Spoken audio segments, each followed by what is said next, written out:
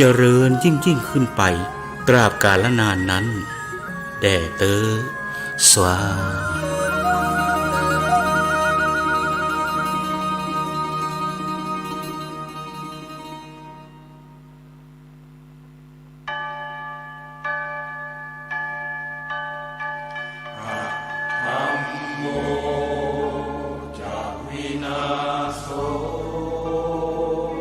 สวนป่าสามัคคีธรรมบ้านสามัคคีตำบลบ้านผืออำเภอจอมพระจังหวัดสุรินทร์ขอเชิญสาธุชนร่วมงานเปิดป่าฟังธรรม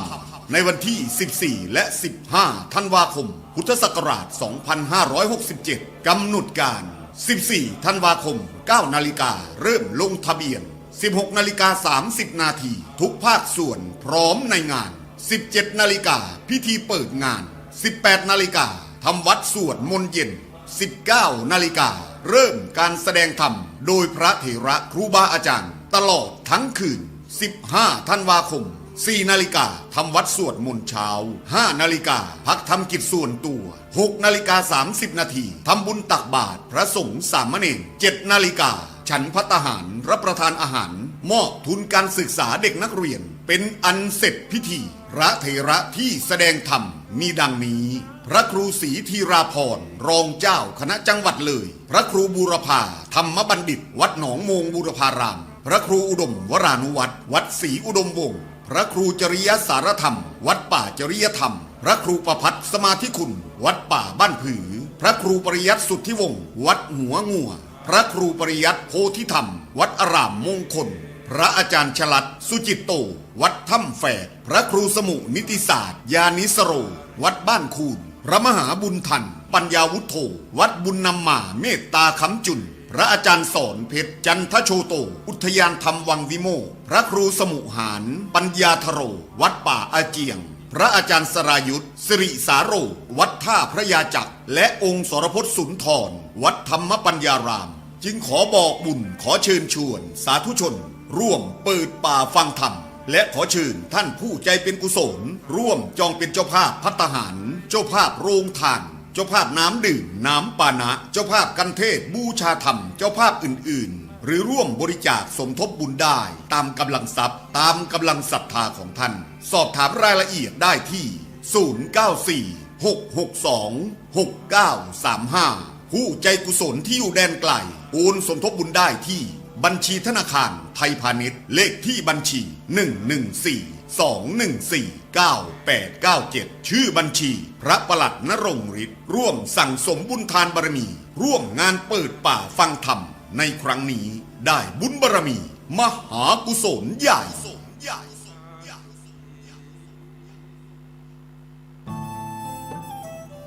ท่านกำลังติดตามรับฟังสถานีวิทยุกระจายเสียงพระพุทธศาสนาแห่งชาติและสังคม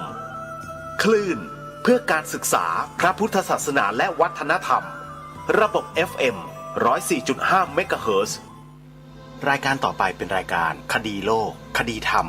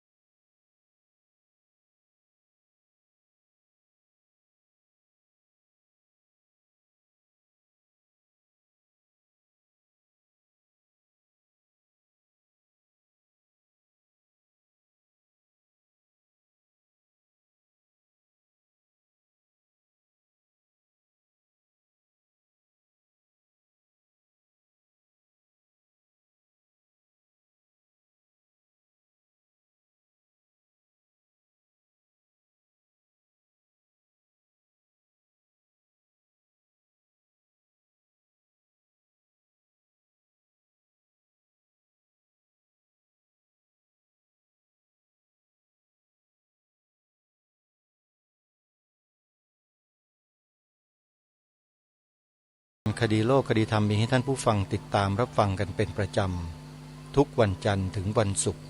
และวันเสาร์อาทิตย์ทางสถานีวิทยุแห่งนี้ท่านสามารถใช้โทรศัพท์มือถือระบบ Android ดาวน์โหลดแอปพลิเคชันที่ชื่อว่า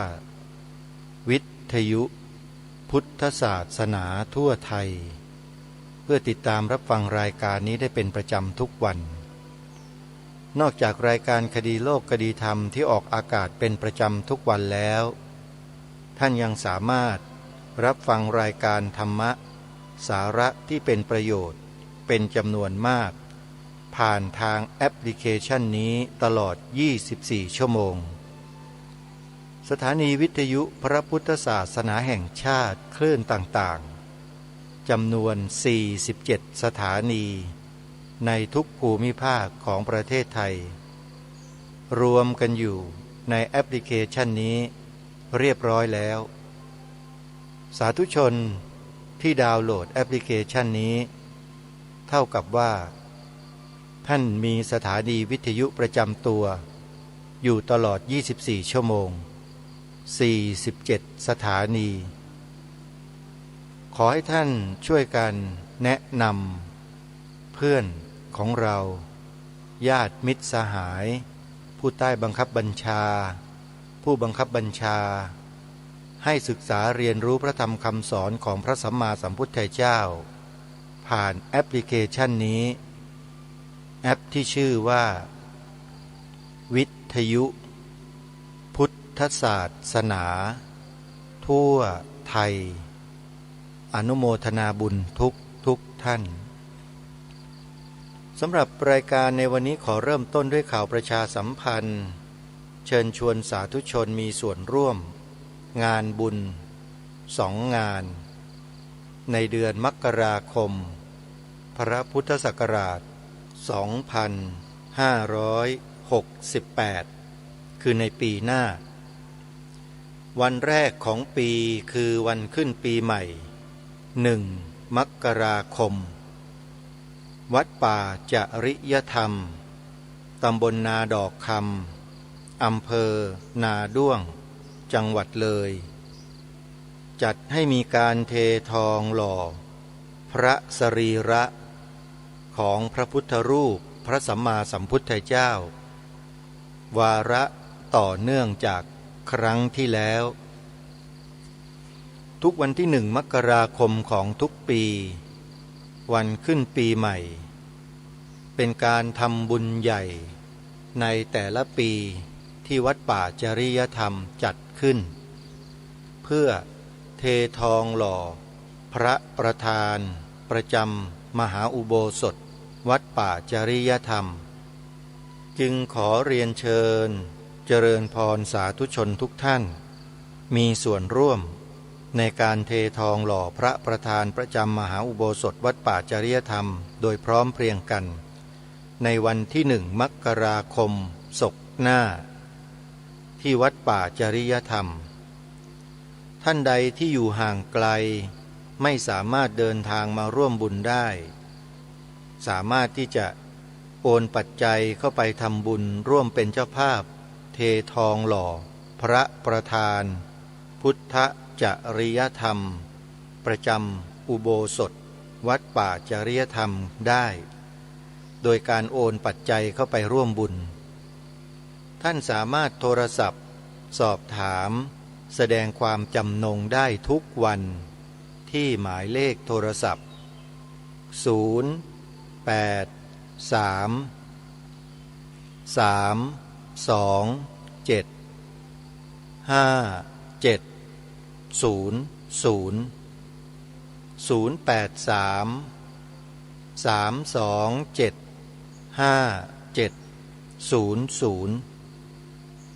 วัดป่าจริยธรรมกำลังสร้างมหาอุโบสถหลังใหญ่เพื่อใช้เป็นสถานที่ทำสังฆกรรมของสงฆ์และสำคัญกว่านั้นก็คือว่าใช้เป็นสถานที่ศึกษาเรียนรู้ด้านวิปัสสนาธุระโดยการลงมือปฏิบัติโดยตรงของบุคคลผู้สนใจใคร ได้มีโอกาสร่วมสร้างมหาอุโบสถหลังนี้ถือว่าท่านเป็นผู้ที่ฉลาดในการทำบุญเพราะมหาอุโบสถหลังนี้จะเป็นเหตุปัจจัยให้ผู้คนเข้าถึงธรรมะของพระสัมมาสัมพุทธเจ้าได้เป็นอย่างดีและเป็นจำนวนมากจึงขอเรียนเชิญเจริญพรสาธุชนรีบไขว่คว้าโอกาสอันดีเยี่ยมนี้นะโยมนะเป็นเจ้าภาพร่วมจัดสร้างมหาอุโบสถโดยพร้อมเพรียงกันที่วัดป่าจริยธรรมตำบลนาดอกคำอำเภอนาด้วงจังหวัดเลยรายละเอียดต่างๆนั้นท่านสามารถค้นหาได้ในเว็บไซต์ของวัดป่า .net พิมพ์คำว่า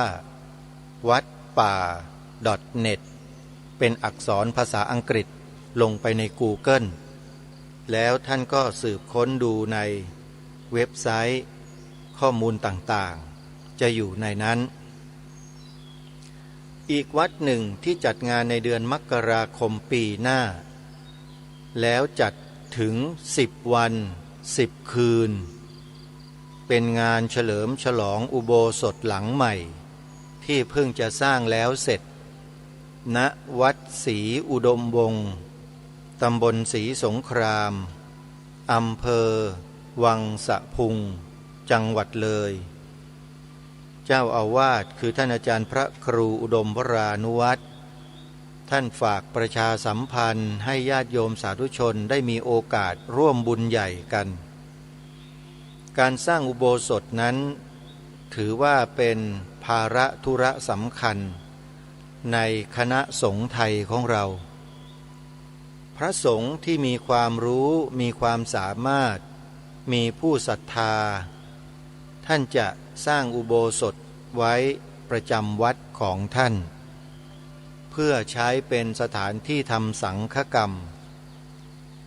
อุโบสถจึงเป็นสถานที่ที่มีความจำเป็นและมีความสำคัญในลำดับต้นๆของพระพุทธศาสนาเพราะถ้าไม่มีโรงอุโบสถแล้ว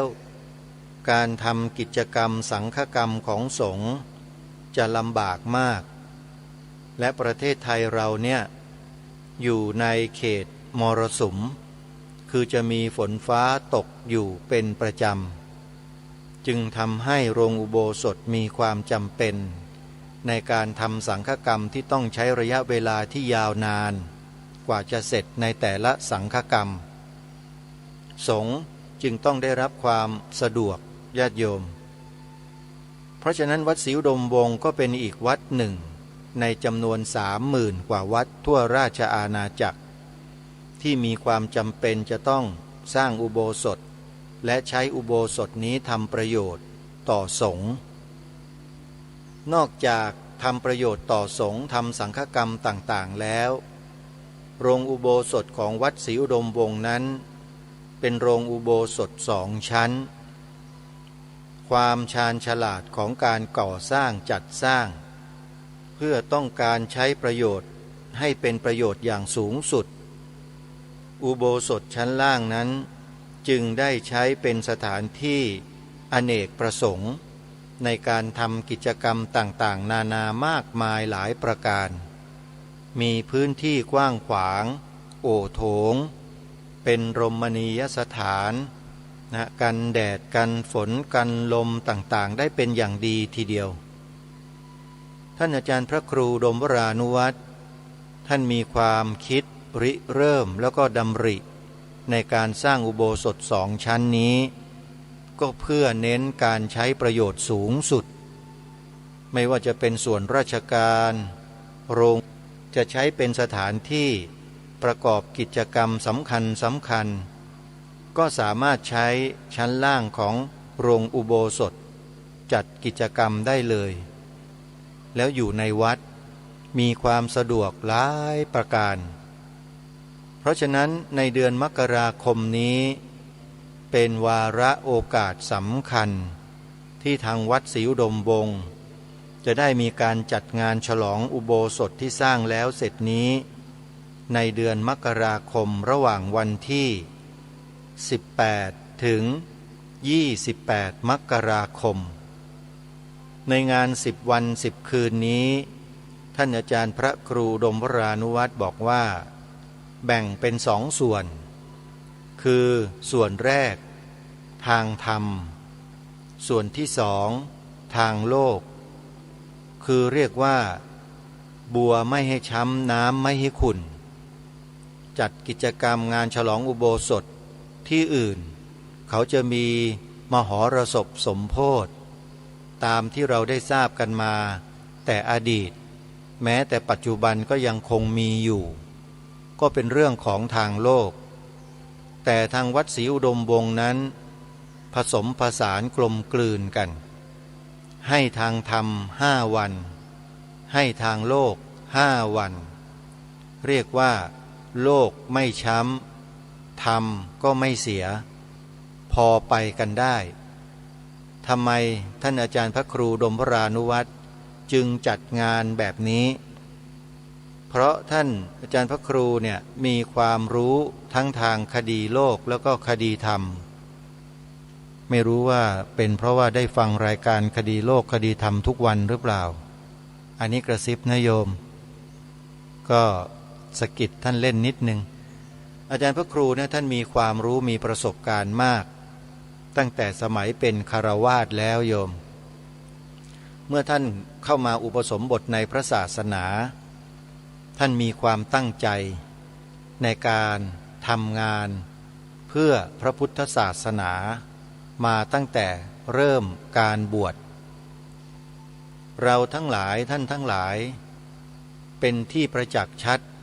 ถึงท่านอาจารย์พระครูรูปนี้ว่าท่านเป็นพระนักทำกิจกรรมตัวยงขออภัยนะที่ใช้คำนี้เข้าใจกันง่ายดีคือท่านเป็นพระนักทำกิจกรรมตัวยงจริงๆหาตัวจับยากอันนี้ขอยืนยันว่าหายากงานที่วัดศรีอุดมวงศ์เนี่ยเป็นตัวอย่างที่เราสามารถสัมผัสได้ด้วยตัวของเราเองหรือแม้แต่กิจกรรมนอกวัดถ้ามีอาจารย์พระครูดมวรานุวัตรรูปนี้ไปดำเนินการไปจัดกิจกรรมแล้วเนี่ยท่านจะเห็นเลยว่าพระครูรูปนี้ไม่ธรรมดาหาใครที่จะเสมอเหมือนยากนั่งเป็นพิธีกรนั่งเป็นโฆษกคอยกำกับดูแลกิจกรรมนั้นๆตลอดทั้งวันทั้งคืนไม่หลับไม่นอนโยมหาใครทำได้อย่างท่านบ้าง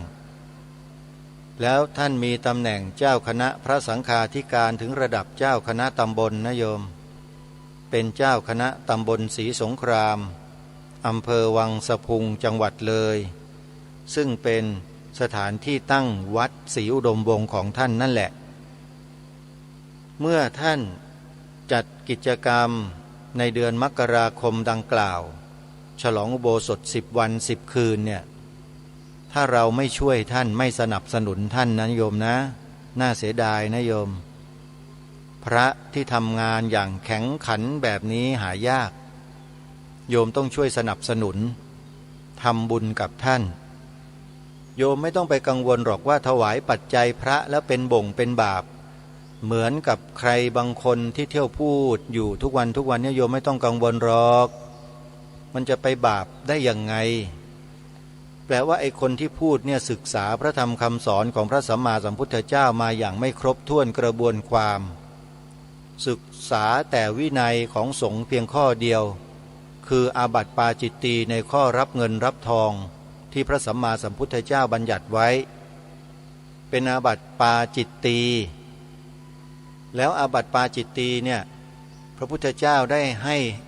แนวทางในการแก้ไขให้ตกล่วงได้ไหมเอาไว้หรือยังคือกล่าวคือพระสัมมาสัมพุทธเจ้าถามญาติโยมท่านผู้ฟังทุกท่านนะว่าอาบัติปาจิตตีเนี่ยพระสัมมาสัมพุทธเจ้าทรงบัญญัติให้ทางออกไว้หรือเปล่าโยมให้ไว้เรียบร้อยแล้วคือการแสดงอาบัติพระสงฆ์เราเนี่ย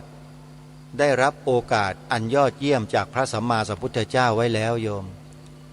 แต่คนที่กล่าวดังที่ได้กล่าวมาก็คือ กล่าวตู่พูดอยู่ตลอดเวลาว่าอย่าถวายเลยเงินน่ะอย่าถวายพระสงฆ์เลยเป็นบาปเป็นบาปเป็นบาปมันพูดเป็นอยู่คำเดียวเนี่ยโยมเป็นบาปทำให้พระตกนรกโยมก็เป็นบาปพระตกนรกโยมเป็นบาปมันจะตกนรกตรงไหนมันจะบาปตรงไหนทำบุญเนี่ย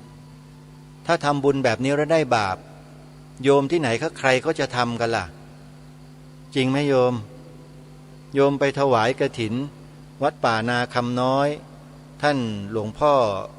อะไรอาตมาก็จำชื่อท่านไม่ได้แล้วที่ท่านเป็นเจ้าวาดวัดป่านาคำน้อยโยมเอาเงินปัจจัยไปถวายวัดป่านาคำน้อยนะโยมถึงท่านไม่จับปัจจัยแต่เงินได้เข้าไปอยู่ในวัดนั้นไหมแล้วได้เข้าไปทำประโยชน์กับวัดไหมแล้วโยมได้บุญไหม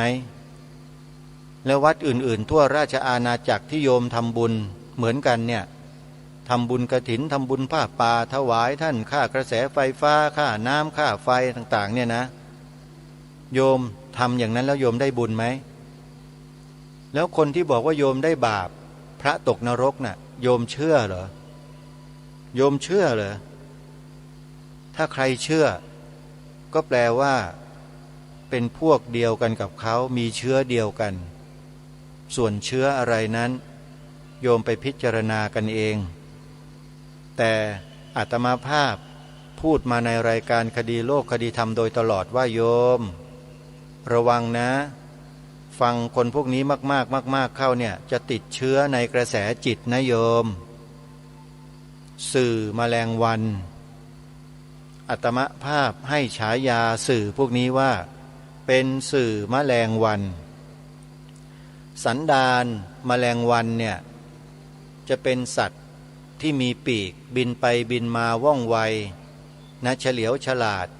ใครก็จับไม่ได้โยมนอกจากมีเครื่องมืออันทันสมัยถึงจะจับมันได้แต่ก็ไม่แนะนำอย่าทำนะบาปอันนี้บาปแน่นอนใช้เครื่องมือทันสมัยตีแมลงแล้วดังแปะแปะแปะแปะนี่เขาเรียกว่าเครื่องมือทันสมัยอย่าทำอันนี้บาปแน่แต่พวกสื่อแมลงวันที่กล่าวมาเนี่ย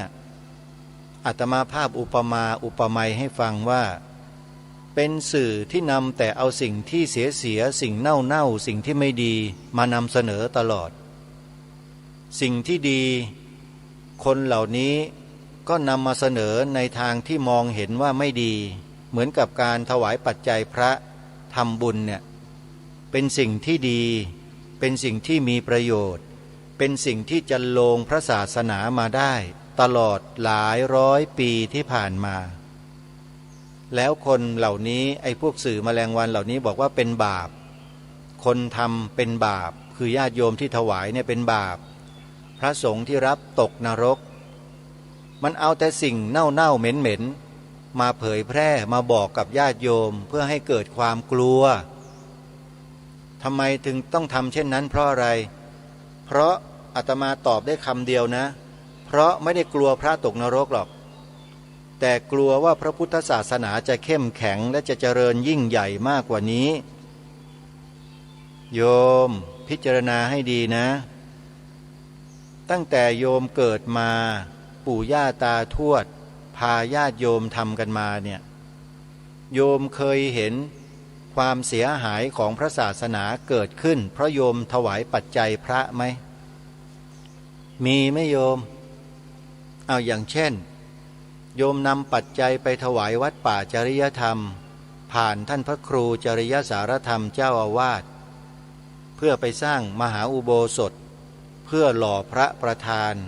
พุทธจริยธรรมโยมมาปัจจัยไปถวายท่านมากน้อยก็แล้วแต่เถอะโยมว่าเป็นบุญหรือเป็นบาปพิจารณากันดูให้ดีให้เหตุให้ผลกันนะโยมนะแล้วท่านอาจารย์พระครูจริยสารธรรมเนี่ยเมื่อรับปัจจัยโยมไปแล้วท่านอาจารย์พระครูจริยสารธรรมตกนรกไหมโยมท่านก็นำไปสร้างอุโบสถสร้างพระประธานประดิษฐานในอุโบสถให้คนกราบไหว้บูชาสวดมนต์ไหว้พระโรงอุโบสถมหาอุโบสถสร้างเสร็จแล้วก็ให้คนมาศึกษาธรรมะศึกษาเรียนรู้วิปัสสนาธุระกรรมฐาน ถามว่าพระครูจริยสารธรรมจะตกนรกไหมโยมไม่เห็นมีเหตุผลอะไรที่จะต้องไปตกนรกเลยแล้วคนที่กล่าวหาพวกเราที่ทำบุญกันอยู่แบบเนี้ยว่าจะตกนรกบ้างว่าเป็นบาปบ้างเนี่ยเราจะเชื่อคนพวกนี้หรือจะเชื่อสิ่งที่เรากระทำอันนี้เป็นคำถามให้พวกเราคิดโยมอาตมาภาพจึงตั้งฉายาคนพวกนี้ว่าสื่อแมลงวันมันพูดแต่เรื่องไม่ดีของพระพูดแต่สิ่งไม่ดีของโยมเช่นถวายเงินพระเป็นบาปพระรับเงินตกนรกแล้วคนพวกนี้นะไม่ว่าเป็นพระเป็นโยมนะพูดคีย์เดียวกันหมดลองสังเกตแล้วจับดูให้ดีๆเถอะจะเห็นข้อพิรุธของคนพวกนี้พูดเป็นคีย์เดียวกันเหมือนกันแนวเดียวกันอาตมาภาพก็เลยจ้องจับวัตถุประสงค์ของคนพวกนี้มาเนืองๆดูมาตั้งแต่ต้นไม่ใช่ดูคนเดียวไม่ใช่สังเกตคนเดียวแต่เฝ้าติดตามรับฟังผู้อื่นนะครูบาอาจารย์เป็นพระสงฆ์ก็ดีคฤหัสถ์ญาติโยมก็ดีที่กล่าวที่แสดง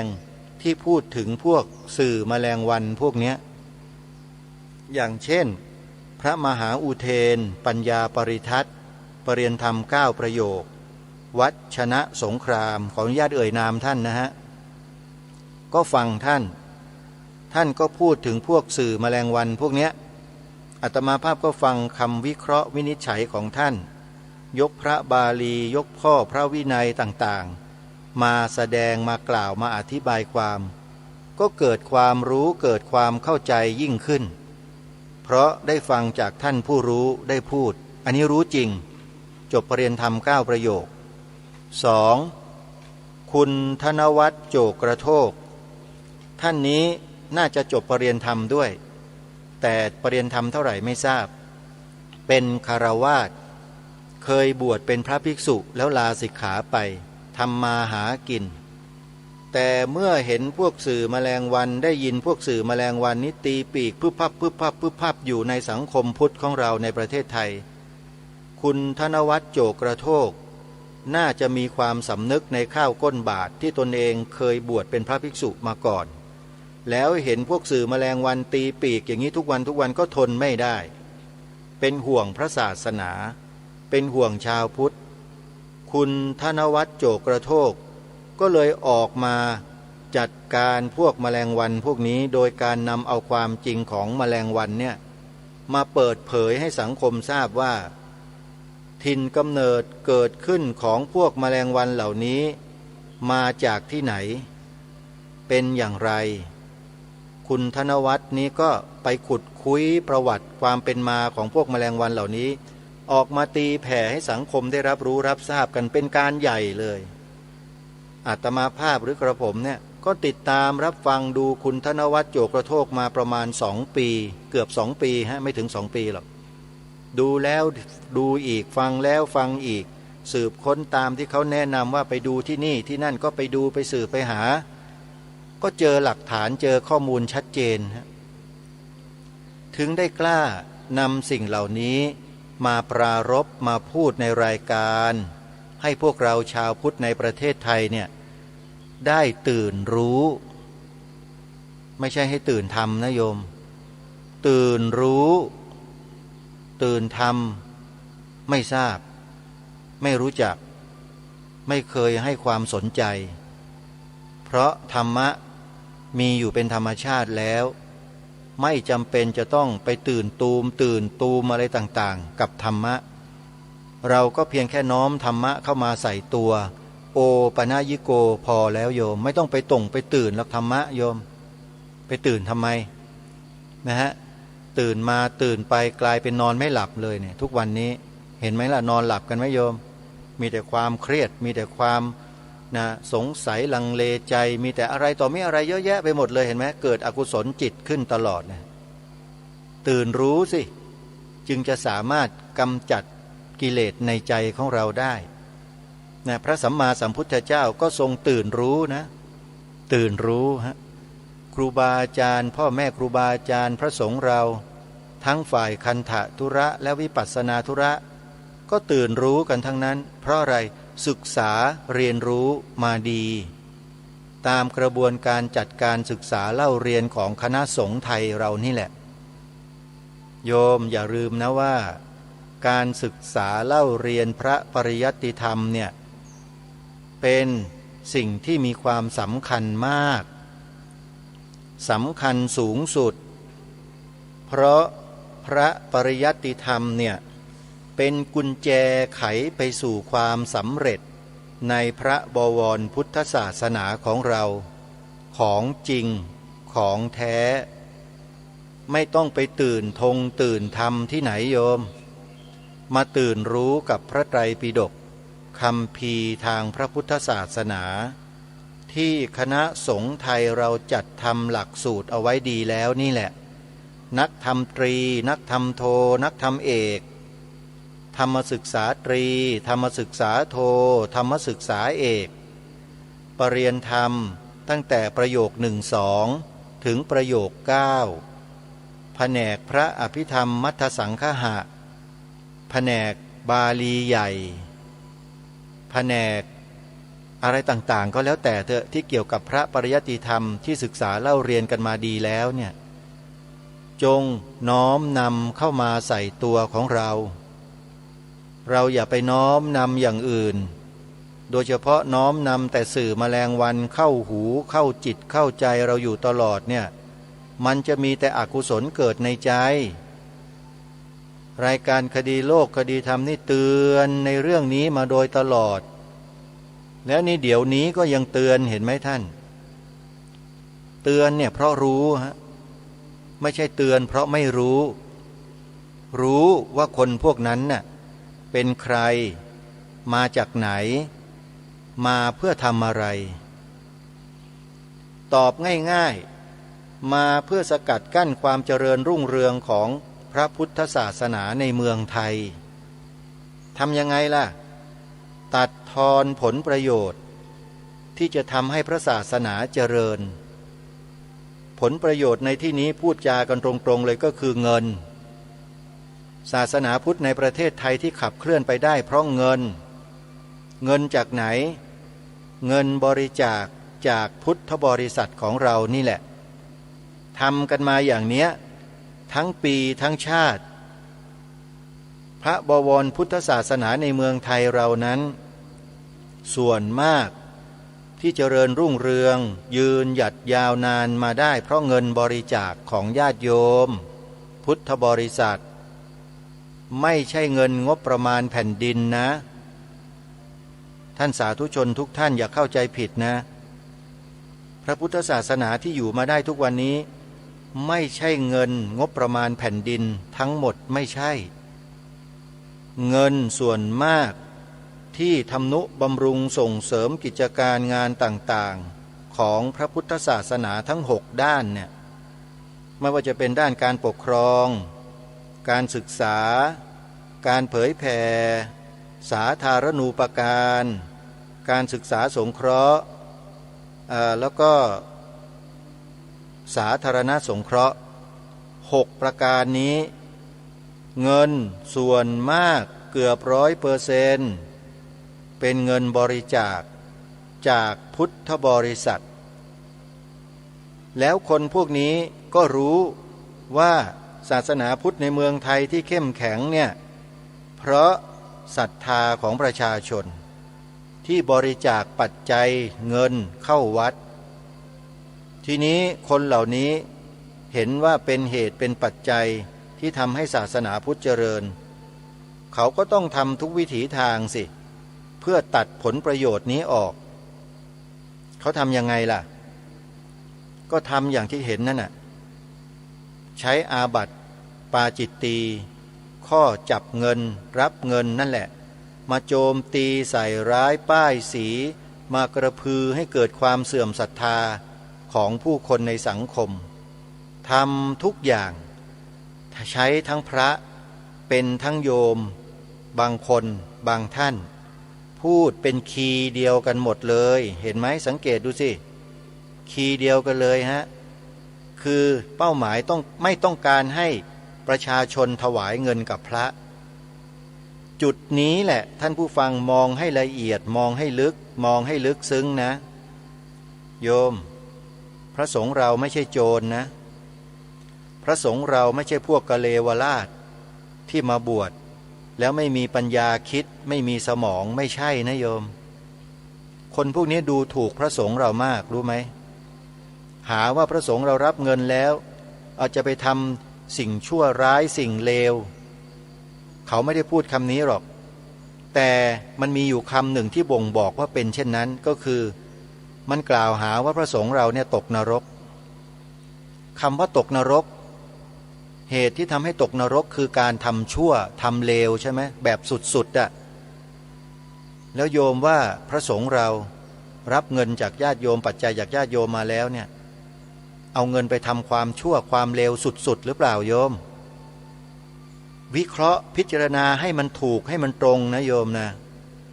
อย่าไปฟังแต่เพียงคำพูดดูถึงความเป็นจริงเหตุผลสิ่งที่เป็นอยู่ต่อหน้าเนี่ยโยมพระครูศรีธีราพรรองเจ้าคณะจังหวัดเลยขออนุญาตเอ่ยนามครูบาอาจารย์ที่รู้จักคุ้นเคยกันเนี่ยท่านเป็นหัวหน้าฝ่ายเผยแผ่ของคณะสงฆ์จังหวัดเลยด้วยพระครูศรีธีราพรรับปัจจัยจากญาติโยมมาทั้งทางออนไลน์ทั้งทางโดยตรงใส่ซองปัจจัยถวายยื่นให้ท่านพระครูศรีธีราพรตกนรกไหมโยมท่านตกนรกไหมเอาตรรกะอะไรมาพิจารณาและตัดสินท่านว่าจะตกนรกแล้วโยมที่ถวายปัจจัยพระครูศรีธีราพรเนี่ยด้วยจิตใจอันเป็นบุญเป็นกุศลปราบปลื้มปิติยินดีจิตเป็นกุศลอยู่ตลอดเลยถามว่าตรงนั้นน่ะเป็นบาปเหรอแล้วคนที่กล่าวหาญาติโยมว่าถวายเงินพระแล้วเป็นบาปมันเอาตรรกะอะไรมาจับในข้อนี้จริงไหมท่านผู้ฟังอาตมาไม่ได้ต้องการเป็นปฏิปักษ์กับคนพวกนี้นะเพราะไม่ได้อยู่ในฐานะที่จะเป็นปฏิปักษ์ต่อกันแต่เรากำลังชี้แจงแสดงเหตุผลให้ฟังว่ามันเป็นตรรกะที่ใช้ไม่ได้ในการที่คุณใช้กับชาวพุทธและพระสงฆ์ในประเทศไทยนี่เราก็เลยตั้งข้อสังเกตว่ามันน่าจะมีเป้าหมายที่คลาดเคลื่อนแน่นอนไม่ใช่เป้าหมายที่หวังดีแน่นอนท่านผู้ฟังอาตมาภาพกล้าพูดแล้วก็กล้ารับผิดชอบต่อคำพูดของตนเองด้วยถ้าเจอคนพวกนี้ต่อหน้าอาตมาภาพจะถามว่าการกระทำของญาติโยมที่ทำต่อพระดังกล่าวและการกระทำของพระที่ได้รับปัจจัยจากญาติโยมดังกล่าวจะเป็นเหตุให้ญาติโยมเป็นบาปและพระสงฆ์ที่รับนั้นตกนรกได้อย่างไรเอาว่ามาสิโยมลองตอบคำถามอาตมาดูพระคุณเจ้าที่เคารพครูบาอาจารย์ลองตอบสิฮะว่ามันจะเป็นเหตุให้ตกนรกยังไงตกแบบไหนสมมุติว่าถ้าท่านจะตกนรกหรือโยมจะเป็นบาปเนี่ยถามว่าพวกคุณทั้งหลายที่พูดที่กล่าวนั้นน่ะคุณเดือดร้อนอะไรด้วยพระเหล่านี้ญาติโยมเหล่านี้ทำให้คุณเดือดร้อนอะไรหรือเปล่าทำไมคุณเป็นเดือดเป็นร้อนจังเลยคุณไม่ต้องมากล่าวอ้างพระพุทธศาสนาว่าจะเสื่อมสลายจะสิ้นไปจากโลกใบนี้จากประเทศไทยคุณอย่าพูดคำนี้ถ้าเป็นเช่นนั้นจริง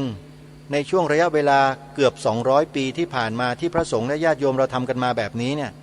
ก็ทำให้พระพุทธศาสนาเราเสื่อมสลายหายไปซะตั้งแต่ตอนต้นนู้นแล้วสิแต่ทำไมถึงยืนหยัดมั่นคงเจริญรุ่งเรืองมาถึงวันนี้ได้เล่าเห็นไหมญาติโยมคือเราต้องใช้สมองใช้สติปัญญาคิดพิจารณาให้รอบคอบให้ถี่ถ้วนไม่ใช่เอาแต่ว่าด่ารายการคดีโลกคดีธรรมอยู่ทุกวันนั่นแหละเป็นบาปแท้ๆเลยนั่นน่ะไม่มีเหตุไม่มีผลใช้แต่อารมณ์ไอ้อย่างนั้นนะบาปแน่จ้องแต่จะว่าต้องจ้องแต่จะด่ารายการคดีโลกคดีธรรมอยู่นั่นแหละแปลว่าเป็นพวกเดียวกับพวกสื่อแมลงวันนะดิ มีอาการบ่งบอกไงติดเชื้อในกระแสจิตเหมือนอย่างที่รายการได้วิเคราะห์ไว้ไม่มีผิดเลยท่านเพราะฉะนั้นสาธุชนทุกท่านวันนี้ต้องขอโอกาสครูบาอาจารย์ทุกรูปนะครับปรารภและพูดให้มันแจ่มแจ้งให้มันชัดเจนไม่ใช่ไปเชื่อไปฟังคนเพียงไม่กี่คนที่อยู่ในโลกโซเชียลทุกวันนี้ทำเป็นพวกแมลงวันนำเชื้อมาใส่ญาติโยมพุทธบริษัทของเราทุกวันไอ้พวกเราที่ไม่มีความรู้ในข้อธรรมข้อวินัยก็ไปรับเชื้อมาอยู่ตลอดเลยรับไปรับมากลายเป็นติดเชื้อในกระแสจิตเข้าแล้วอาการติดเชื้อในกระแสจิตมันเป็นยังไงก็คือเคยถวายพระสงฆ์ยังไงเลิกถวายเคยศรัทธาพระสงฆ์ยังไงเลิกศรัทธาเลิกศรัทธาไม่เลิกศรัทธาเปล่าเกลียดพระสงฆ์รูปนั้นเข้าไปอีกนี่แหละเขาเรียกว่าอาการติดเชื้อในกระแสจิตคงเข้าใจกันดีสำหรับวันนี้ท่านผู้ฟังว่าทำไมรายการคดีโลกคดีธรรมจึงปรารภเรื่องพวกนี้แล้วกล่าวถึงคนพวกนั้นวันนี้ก็คงจะเข้าใจกันมากยิ่งขึ้นนะอาตมาภาพไม่ได้มีเจตนาร้ายกับคนพวกนั้นมีใจที่เมตตากรุณาด้วยซ้ำไปทำไมล่ะก็คนพวกนั้นนั่นแหละกำลังกระทำตนให้ตกนรกอยู่กล่าวหาใส่ร้ายป้ายสีดูหมิ่นถากถางดูถูกผู้อื่นอยู่ตลอดเวลาเลยเช่นมีสตรีหน้าตาเหี่ยวๆคนหนึ่งเที่ยวกล่าวหาพระสงฆ์ทั่วราชอาณาจักรที่รับเงินรับปัจจัยว่าเป็นมหาโจรโยมเนี่ยคนพวกเนี้ยนี่แหละทำบาปอย่างต่อเนื่องทำอยู่ตลอดเวลาตกนรกแน่นอนไม่พลาดแน่นอนท่านผู้ฟังถึงแม้ว่าอากัปกิริยาที่ดูภายนอกจะดูเคร่งขึงจะดูเป็นคนที่มีความเป็นผู้ดีมีความละเอียดละออละมุนละไมวาจาก็อ่อนหวานโยมท่านผู้ฟังทุกท่านเวลามองคนน่ะอย่ามองแต่รูปภายนอกนะมันไม่ใช่นะฮะมองรูปภายนอกไม่ใช่ของจริงนะของจริงอยู่ข้างในนะครับมโนปุพพังขมาธัมมามโนเศรษฐามโนมยาเป็นต้นที่พระสัมมาสัมพุทธเจ้าตรัสไว้ใจเป็นใหญ่ใจเป็นประธาน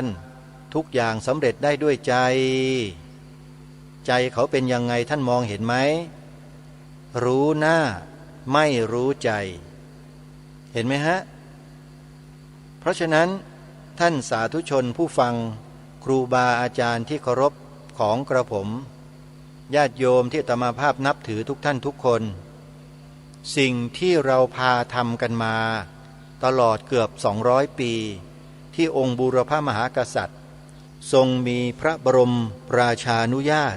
ให้พวกเราได้กระทำตามรอยเบื้องพระยุคลบาทของพระองค์ท่านในเรื่องของจารีตประเพณีที่ถือปฏิบัติกันมาเนี่ยเราทำกันต่อไปนะโยมนะเราทำกันต่อไปเถอะอย่าไปเชื่อพวกสื่อแมลงวันกันอีกเลย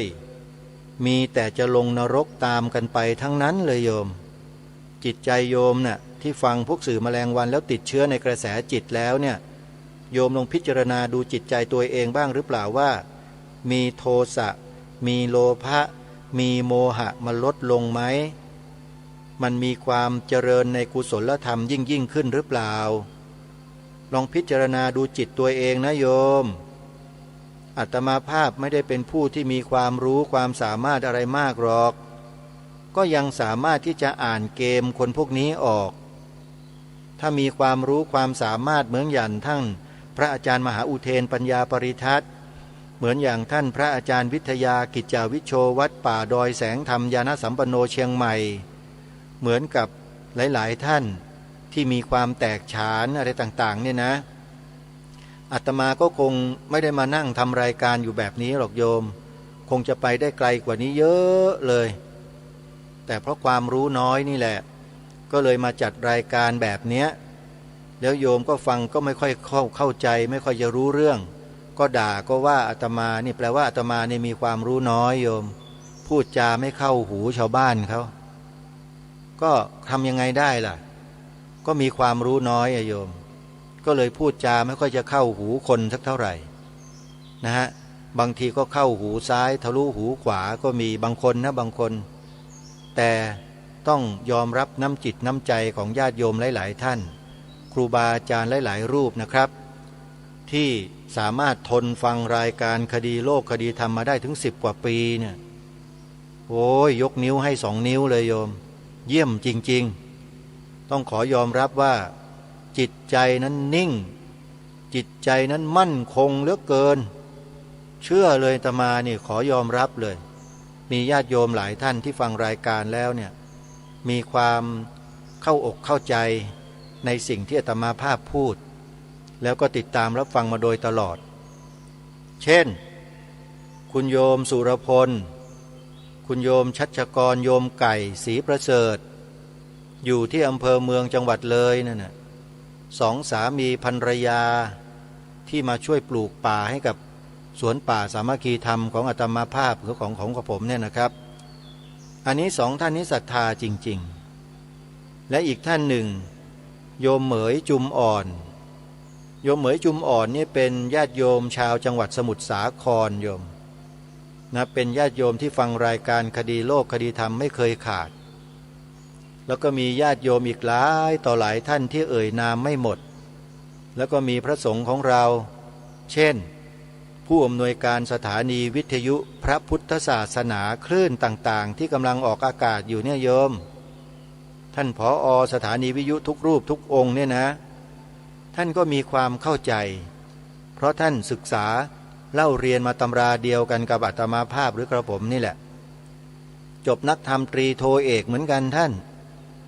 เราก็มีความรู้มีความเข้าใจในข้อธรรมข้อวินัยกันเหมือนกันแหละไม่แตกต่างกันแต่หลายๆท่านก็อาจจะมีความรู้มากกว่ากระผมนะครับ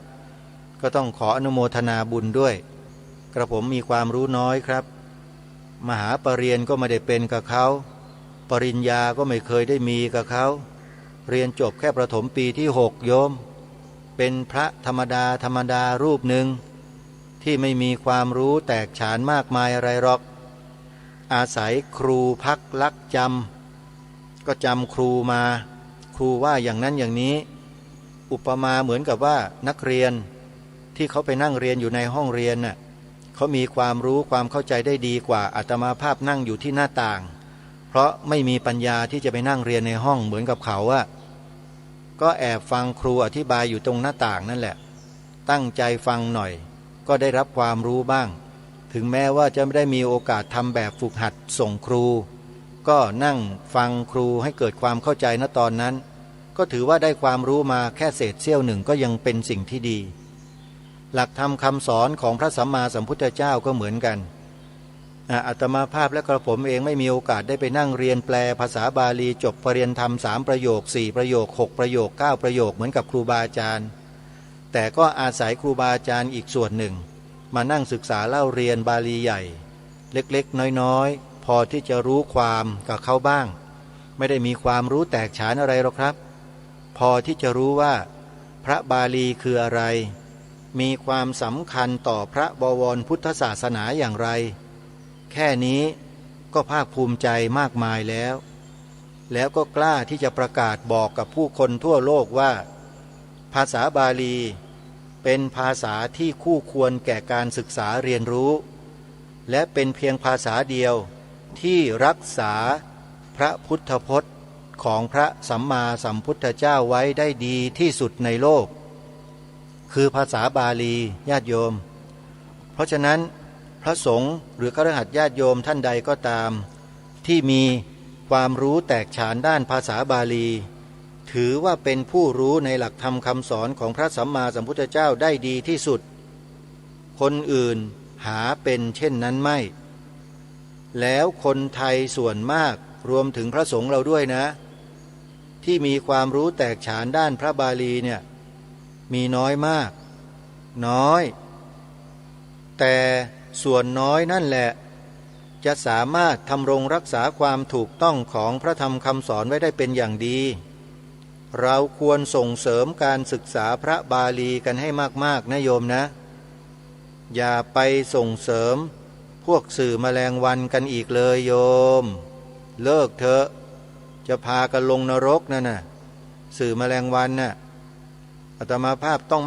งไม่ต้องอธิบายอะไรมากนะเพราะว่าพูดมาก็เยอะแล้ววันนี้ก็ถือขอโอกาสพูดในเรื่องนี้อีกครั้งหนึ่งนะฮะเพราะว่าปรารภเรื่องการทำบุญนะงานหล่อพระประธานประจำมหาอุโบสถวัดป่าจริยธรรมองค์ใหญ่ซึ่งจะจัดให้มีขึ้นในเดือนมกราคมปีหน้าตรงกับวันขึ้นปีใหม่พอดิบพอดีเลยที่วัดป่าจริยธรรมตำบลนาดอกคำอำเภอนาด้วงจังหวัดเลยท่านอาจารย์พระครูจริยสารธรรมท่านจัดวาระไว้อย่างนั้นทุกๆวันขึ้นปีใหม่เป็นวันหล่อพระประธานประจำมหาอุโบสถวัดป่าจริยธรรมนะใครจะร่วมบุญกับวัดป่าจริยธรรมญาติโยมโทรศัพท์หมายเลขนี้นะจดไว้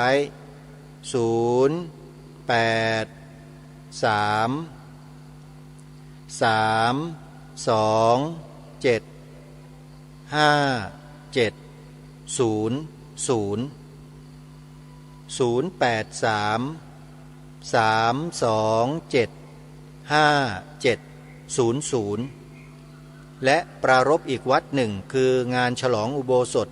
วัดศรีอุดมวงศ์จะจัดให้มีขึ้นในเดือนมกราคมปีหน้าเหมือนกันระหว่างวันที่18ถึง28มกราคมพระพุทธศักราช2568มีแต่เลข8เนาะเป็นมงคลเหลือเกินนะฮะก็ปรารภให้ญาติโยมได้ทราบใครจะร่วมทำบุญฉลองอุโบสถวัดศรีอุดมวงศ์โยมจดหมายเลขโทรศัพท์สอบถามติดต่อขอแสดงความจำนงกับท่านอาจารย์พระครูดมวรานุวัฒน์ได้เลยหมายเลขโทรศัพท์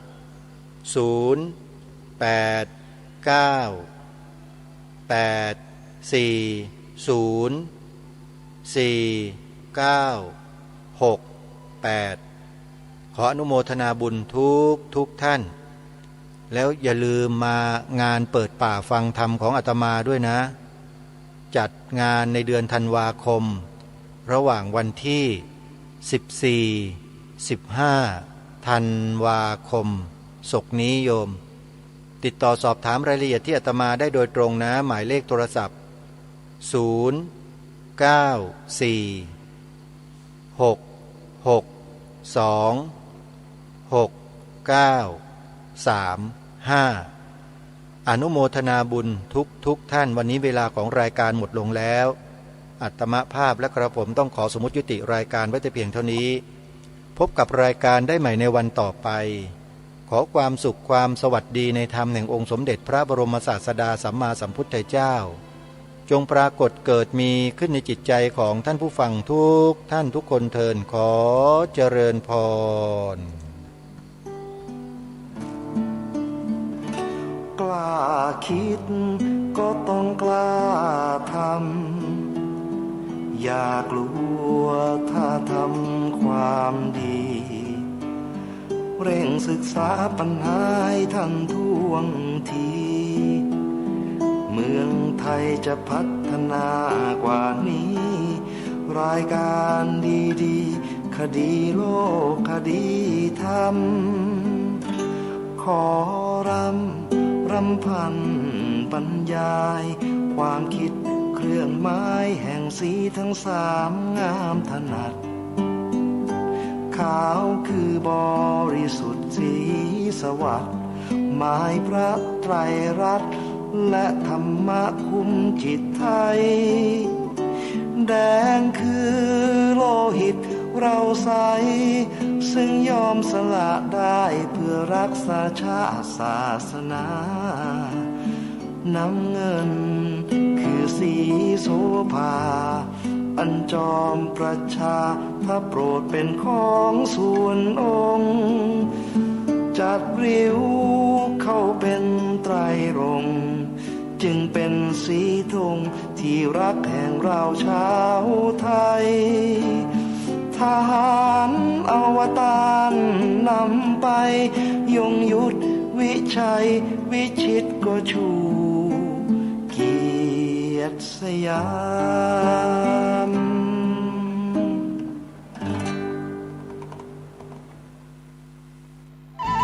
ที่จบไปแล้วนั้นเป็นรายการคดีโลกคดีธรรมดำเนินรายการโดยพระครูปลัดณรงค์ฤทธิ์